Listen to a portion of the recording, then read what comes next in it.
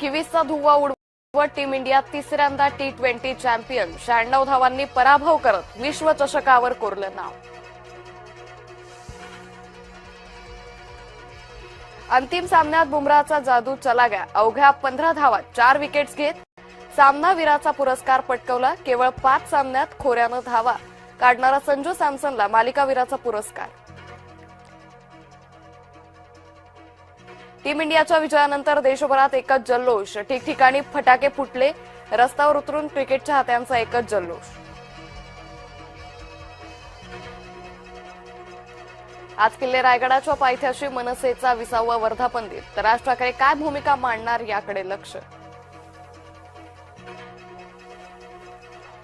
जय पवार पहिल्यांदाच घेणार पत्रकार परिषद. वडील अजित पवारांच्या विमान अपघाताबाबत काय बोलणार याकडे लक्ष.